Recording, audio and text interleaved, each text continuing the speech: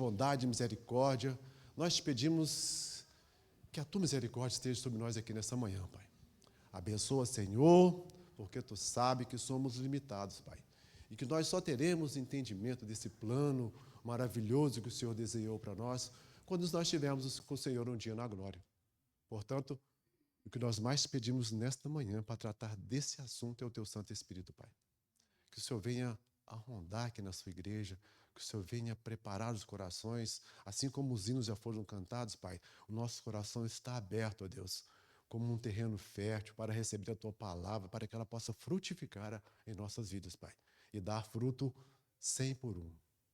Pai querido, nós te pedimos que tudo que for dito aqui nessa manhã seja para engrandecer o teu nome, Pai.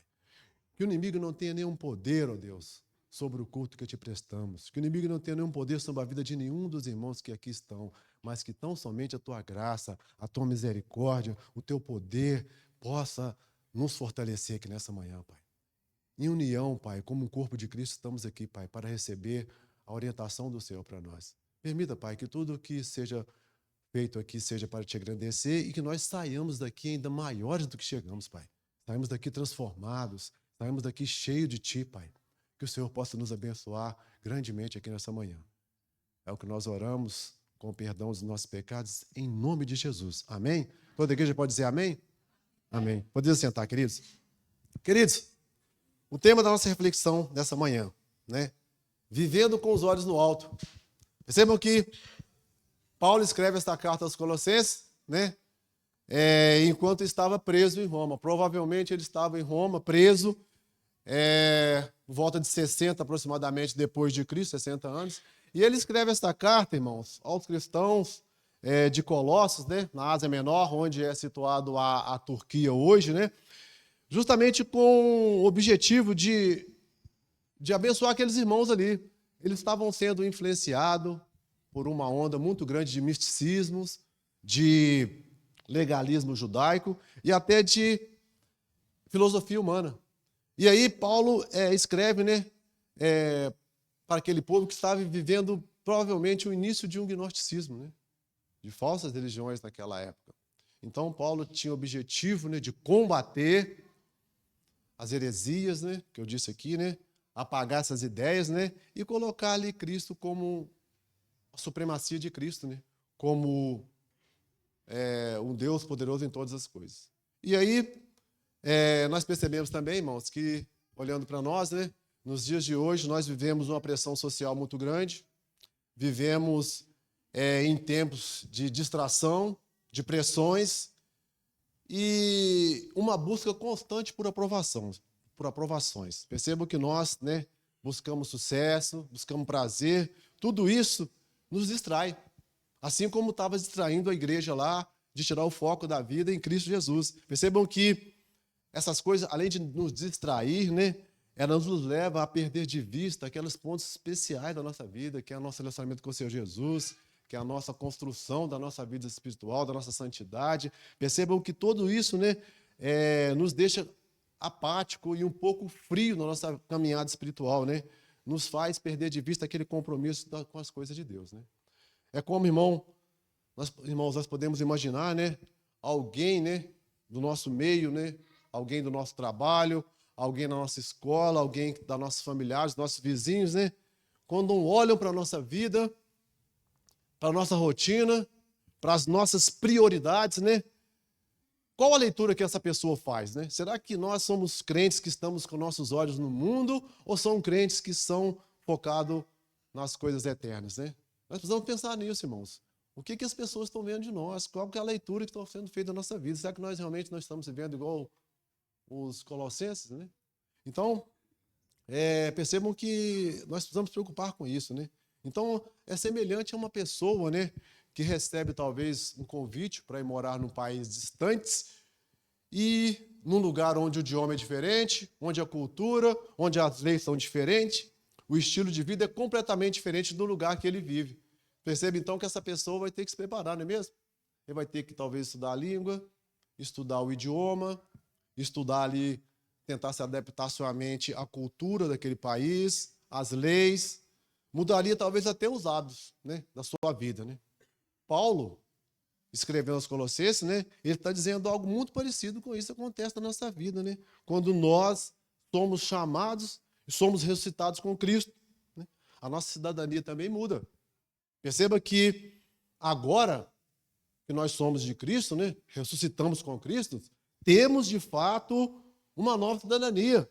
E nós percebemos que nós pertencemos a partir de então do reino de Deus. E isso significa uma nova mentalidade, significa que nós temos agora, a partir de agora, novos valores. Nós temos um novo modo de vida, um novo modo de viver. E isso nós percebemos, né, olhando para os textos aqui da carta de da carta de Colossenses, né, no capítulo 1 e 2, Paulo traz uma teologia muito complexa para nós aqui, né? Ele traz uma teologia nos explicando quem é Cristo, o que Cristo é para Deus e o que Cristo é para nós. E ele mostra também o que ele fez. Nos capítulos 1 e 2, se os irmãos puderem ler depois aí, Paulo mostra uma teologia completa de quem é Cristo, exaltando a Cristo como único e suficiente Salvador para nós. E aqui no capítulo 3, ele inicia uma transição para a prática, mostrando para nós como viver uma vida com Cristo, como viver a nossa vida, como nós devemos praticar o que na nossa caminhada junto com Cristo. Percebam que, e no início do texto aqui de Colossenses de 1 a 4, né, que vai ser o foco da nossa reflexão, nós aprendemos 4 verdades aqui importantes para a nossa vida, né, nessa manhã. Eu quero compartilhar com você essas verdades aqui encontradas, embora tenhamos lido aqui o versículo quase todo, aqui, o capítulo quase todo, né? A nossa mensagem ela se completa em todos os versículos que nós lemos, mas eu quero focar com os irmãos aqui em 4 versículos, né? Do versículo 1 ao 4 aqui, né? Nós percebemos 4 verdades importantes para a nossa vida, para a nossa caminhada cristã. Percebe então que a primeira verdade aqui, ele fala sobre a nossa realidade de crente, né? Ressuscitado com Cristo, né? Ele diz no versículo, quero que você deixe sua Bíblia aberta, vamos ler aqui essas passagens aqui. Ele diz aqui, ó: se pois foste ressuscitados juntamente com Cristo, ele diz, buscai as coisas lá do alto, onde Cristo vive, assentado à direita de Deus. Aqui ele está falando para nós buscarmos, irmãos, buscar as coisas do alto. Paulo afirma que os crentes já participam de uma ressurreição espiritual com Cristo. Uma vida ressurreta. Isso indica que a nossa posição espiritual é estar assentado com Cristo e viver com Cristo. Ou seja, ele nos convida a buscar. Essa é uma implicação importante para a nossa vida, irmão. A nossa vida antiga, né, ficou para trás agora. Percebam que agora é necessário buscar as coisas do alto. É necessário nós pensarmos que deixarmos o conforto da nossa vida carnal, física, para viver uma vida que agrada a Deus, né? Aproximando-nos assim cada dia mais perto do céu. Irmãos, precisamos urgentemente reorientar as nossas prioridades. Irmãos, Cristo deve ser o centro da nossa busca diária. Ou seja, esta realidade faz parte da nossa vida cristã. Esquecer as coisas que para trás ficaram, conforme Paulo fala lá em Filipenses, né? E avançar para as que estão diante de mim, né? Buscar o alvo da nossa vida, né? Essa é a nova realidade, né? Que nos é apresentada aqui nesse primeiro versículo aqui, né? Tanto o espiritual como um crente ressurreto com Cristo Jesus. Então, irmãos, se a primeira verdade fala sobre nos mostra aqui a realidade no versículo 1, a segunda verdade nos fala sobre, ele apresenta para nós uma nova mentalidade do crente. No versículo 2, os irmãos venham comigo, ele diz, pensai nas coisas lá do alto e não nas coisas que estão da terra. Percebam que a mesma palavra aparece aqui, né? Pensar nas coisas do alto. Se no primeiro versículo ele nos orientou a buscar, no versículo 2 ele nos leva a pensar. Uma mudança interna, uma mudança, conforme nós falamos na escola bíblica hoje, uma transformação que vem de dentro para fora. Se antes eu busco, agora eu penso, agora eu estou transformando a minha mente, transformando o meu coração. A palavra de Deus nos diz lá em Salmo 7, no Salmo 19:7, que a lei do Senhor é perfeita e restaura a alma. Alma, no hebraico, significa pessoa interior. Ou seja,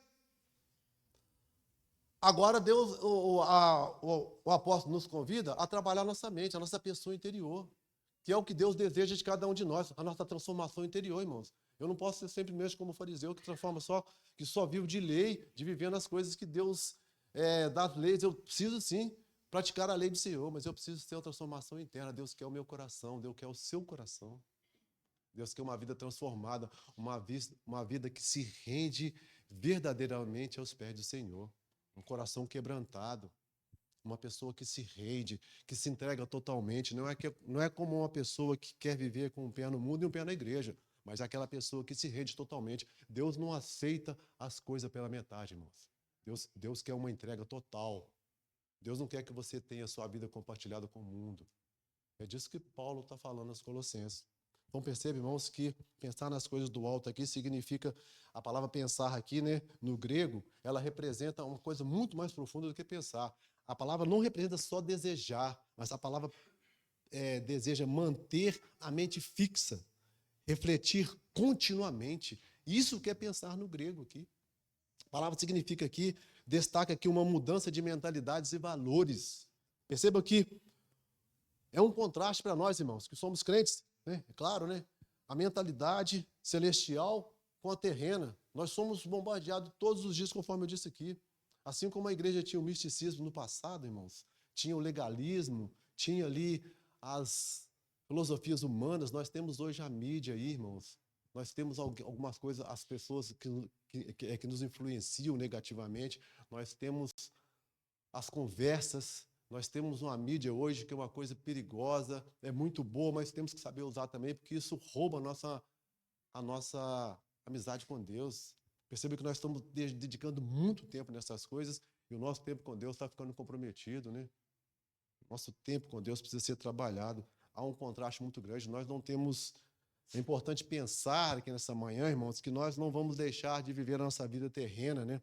Percebemos que pensar nas coisas do alto, né, não é fugir da realidade terrena, mas viver nesta terra com a mentalidade nas coisas de Cristo. É esse que é o convite que é feito para nós aqui nessa manhã. Perceba que é uma vida voltada, desculpe, irmãos, para as coisas do alto. Este verso aqui, irmãos, é como se fosse Paulo falando aos Romanos, no capítulo 12, versículo 2, o que ele diz lá, né? Quando fala da renovação da mente, ele fala, e não vos conformeis ao presente século, ele diz lá, né?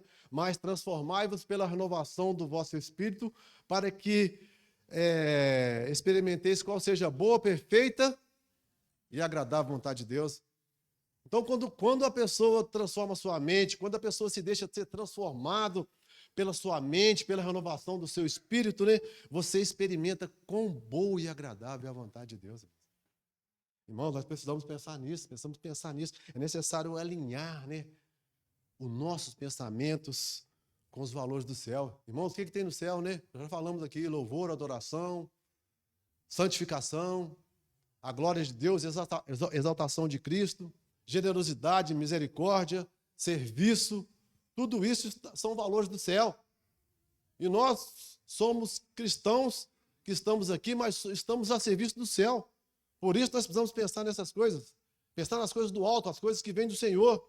Treinar a mente, orar, meditar na palavra, filtrar o que nós consumimos no nosso dia a dia. Mídias, conversas, influências. Precisamos filtrar isso, irmãos. Nossa vida é com o Senhor. Imagina, irmão, podemos dar um outro exemplo aqui, né? Imagina uma pessoa que acabou de conseguir aquele ótimo emprego depois de grandes anos de estudos. Este novo emprego agora talvez exija uma mudança de comportamento, de rotina, acordar cedo, vestir-se adequadamente, manter uma ética profissional, lidar com responsabilidades maiores. Essa pessoa talvez ela teria que abrir mão de continuar vivendo uma vida do que era antes, dormindo até tarde, negligenciando compromissos, gastar tempo com distrações inúteis. Ela precisa viver de acordo com a nova realidade, do novo emprego, da nova responsabilidade. Seu estilo de vida precisa refletir o novo padrão e a nova posição em que vai assumir. Irmãos, assim também é o ensino de Colossenses 3, de 1 a 4. Percebam que quando alguém é ressuscitado com Cristo, quando alguém pensa nas coisas do alto, ou seja, ele passa a seguir uma vida nova com Cristo. Essa pessoa já vivia pelos padrões antigos, agora tem que buscar um novo padrão. A sua mente agora deve desejar as prioridades que são redirecionadas para o alto, ou seja, para quem tem valor eterno e não apenas terreno. Perceba, irmãos, que em resumo aqui, irmãos, viver em Cristo hoje seria o mesmo que ter um emprego celestial. Percebam que esse emprego celestial, ele vai te colocar em responsabilidades eternas. Percebam que as roupas, os hábitos, o objetivo antigo já não cabem mais, irmãos. Já não faz parte da sua vida. Percebam que agora vivemos com os olhos voltados para o alto, porque a nossa verdade, a nossa vida está lá com Cristo, amém? É isso que Paulo está falando aqui para os Colossenses, né? Então, a primeira parte nós falamos sobre a nossa realidade com Deus, a nossa mudança com Deus. Falamos sobre aqui a nossa mentalidade, né? A nossa mentalidade. E o terceira verdade que nós aprendemos aqui nesse texto é a nossa segurança, irmãos. A segurança do crente. Percebam que no versículo 3 ele vai falar para nós, porque morrestes, ele diz, porque morrestes e a vossa vida está oculta juntamente com Cristo em Deus. Irmãos, uma vida oculta com Deus. O cristão morreu para o pecado e o mundo. O texto está falando aqui de segurança. Percebam que a sua vida agora está escondida em Cristo, protegida, garantida, segurança eterna. Isto transmite uma profunda segurança espiritual para nós. Nós não somos definidos por este mundo mais, irmãos. Somos definidos pela nossa união com Cristo. Ou seja, isso oferece uma segurança e liberdade. Sua identidade não depende da aparência do dinheiro ou de aprovação de ninguém, mas da aprovação do Deus Todo-Poderoso. Muita gente busca hoje a aprovação dos homens, estar bem diante dos homens, mas nós devemos buscar a nossa aprovação com Deus, irmãos. Aquele que pode todas as coisas em nosso favor, amém? Apenas confiar que Deus é poderoso para guardar a nossa vida, para sustentar a nossa vida, né? Mesmo quando os resultados não parecem visíveis ou são favoráveis para nós, mas Deus está presente. Perceba, irmãos, que nesse terceiro ponto aqui nós aprendemos sobre a segurança. E no quarto e último reflexão da nossa manhã aqui, né? Ele fala sobre uma esperança, né? A esperança gloriosa. Percebe que o texto vai dizer para nós no versículo 4, quando Cristo, que é a nossa vida, se manifestar, então vós também sereis manifestos com ele em glória. Paulo está olhando para o futuro glorioso, irmãos. Irmãos, a nossa esperança é gloriosa. Irmãos, Paulo olha para o futuro glorioso com esperança. Ele olha para a volta de Cristo. Percebam que a vida do cristão agora pode parecer como até oculta, mas é manifestada na glória de Cristo. Irmãos, percebam que as coisas estão se cumprindo. Nenhuma das promessas que Deus fez ficou em vão. E há uma grande promessa de Deus buscar a sua igreja. Será uma grande paródia. Isso vai acontecer um dia, irmãos. Ainda que nós estejamos caminhando desanimados, tristes, abatidos, mas nunca perca de vista, irmãos, a esperança gloriosa da vinda de Cristo. Deus virá para restaurar os seus escolhidos. Aquele que perseverar até o fim, irmãos, terá uma coroa de justiça. É por essa justiça, é dessa justiça que Paulo quer que os colossenses saibam, que eles entendam. Percebam que há uma expectativa viva, irmão. A plena revelação da nossa identidade no fim dos tempos. Esperança para quem persevera. Essa é a verdade, né? Mas a manifestação de Cristo, como o texto diz aqui, né? Vós também sereis manifestados com ele em glória. É o que o texto revela para nós aqui nessa manhã. Portanto, irmão, viva com os olhos no futuro. Viva com os olhos não apenas naquilo que é passageiro, naquilo que não acrescenta na nossa vida, mas devemos ter os nossos olhos naquilo que é eterno, naquilo que Deus tem de bom para nós. Irmãos, e olhando para a Bíblia aqui, né, o ponto central aqui, talvez a ideia central desse texto aqui, né, a tese desse texto aqui, é que os cristãos devem viver neste mundo com os olhos e corações voltados para o céu. Percebam que a nossa identidade e segurança e destinos estão com o nosso Senhor Jesus Cristo. Esse é o ponto central daqui. E o autor também, né, Paulo, né, ele esperava aqui uma resposta, né, positiva, né, dos colossenses na época. E qual que era a resposta esperada pelo autor aqui?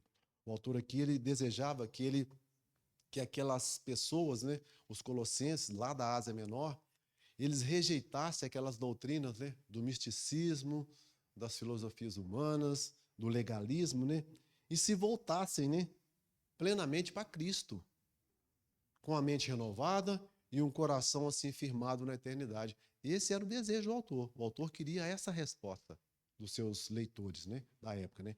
E para nós hoje não é muito diferente não, irmãos. O que Deus deseja de nós hoje, né, é que nós deixemos de viver segundo os padrões mundanos, né? Ainda que estejamos nesse mundo, compartilhando das coisas do mundo, precisamos das coisas do mundo para o nosso corpo físico, mas ele deseja que nós não foquemos a nossa atenção no materialismo, no nosso egoísmo, na nossa vaidade, né? E nós precisamos, ele deseja que nós também filtremos o que nós consumimos nesse mundo nosso. Essa é a realidade nossa hoje. Vivemos num mundo de mídia, de muitas conversas, de muitas influências políticas, influências em todos os meios sociais que nós temos hoje na nossa vida, mas Deus deseja que nós filtremos isso, irmãos. Nós precisamos aprender a filtrar aquilo que é bom para nós, né? E nós podemos tirar também algumas aplicações do texto que nós lemos aqui, né? Primeira coisa é nossas prioridades. Reorganizar nossa agenda, irmãos. Investir mais tempo nos valores do reino de Deus. Essa talvez seja a primeira aplicação que nós tiramos aqui, né? Buscar aquilo que vem do alto. A palavra, o verbo aqui é buscar. Buscar o que vem do alto. Segundo ponto, ele fala da nossa mente. No versículo 2 ele fala, né? Desenvolver um hábito de pensar biblicamente sobre o trabalho, sobre a família e sobre as decisões de nossos propósitos, né? Pensar nas coisas do alto. Primeiro, o versículo 1 fala sobre buscar. Aqui ele fala sobre pensar. Usar a nossa mente, né? Nossa inteligência que Deus nos deu. No terceiro, ele fala da identidade. Versículo 3, rejeitar a insegurança, né? Ou o orgulho que vem da comparação com os outros, né? E viver uma vida que oferece segurança. Segurança espiritual, segurança para a minha alma, segurança para o meu relacionamento com Deus. É disso que Paulo está falando aqui. E no quarto ponto, no versículo 4, nós temos uma outra aplicação boa para a nossa vida aqui, que ele fala, né? Ele fala da esperança, né? Cultivar uma esperança viva, irmãos. Uma esperança ativa. Aprender a viver com propósito na nossa vida, aguardar com expectativa, né? O grande dia, né? Nunca perder de vista os valores do reino e saber que Deus um dia vai nos restaurar, né? Que Deus vai nos trazer para uma vida diferente, né? Viver nessa visão. Então, concluindo aqui a nossa mensagem nessa manhã, Paulo nos lembra que nós não somos cidadãos desse mundo. Ele nos lembra que a nossa vida está escondida em Cristo. Que a nossa vida é um futuro glorioso com Deus. E ele nos mostra mais, né? Finalmente, viver como ressurreto com Cristo é mais do que ser uma religião. Falamos isso hoje na nossa escola bíblica. Religião. Tem muita gente vivendo religião, irmãos. É muito mais do que isso. É mudar a mente, é mudar o coração, é mudar o rumo da sua vida.